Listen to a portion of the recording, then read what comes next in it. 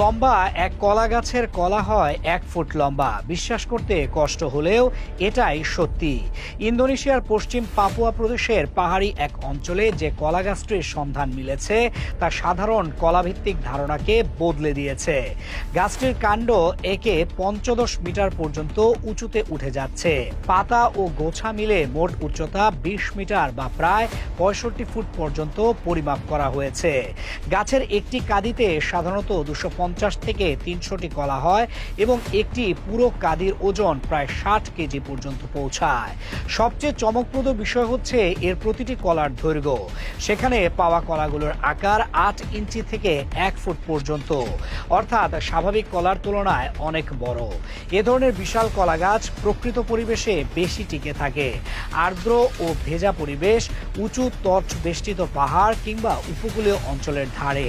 পাপুয়ার মতো অঞ্চলে মাটির আর্দ্রতা, সুষম তাপমাত্রা ও আবহাওয়ার কারণে এই গাছটি বৃদ্ধিপ্রাপ্ত হতে পারছে।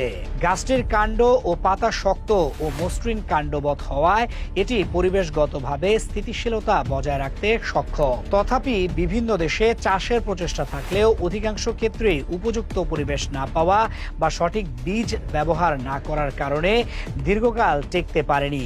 কৃষিবিদ ও প্রযুক্তিবিদদের দৃষ্টিকোণে এই আবিষ্কার কিছু সম্ভাবনার দরজা খুলে দিতে পারে। একদিকে বৃহৎ আকারের কলা বাণিজ্যিকভাবে আকর্ষণীয়, কারণ পৃথক পরিমাপে ফল বিক্রি করলে লজিস্টিক ও প্যাকেজিং খরচ কমে যেতে পারে।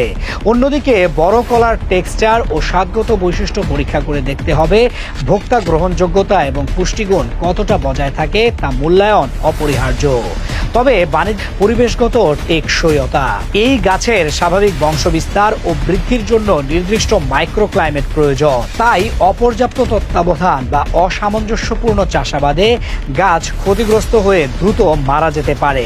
স্থানীয় ও আন্তর্জাতিক গবেষকরা এ জাতের কলার জেনেটিক স্টাডি করার পরামর্শ দিচ্ছেন।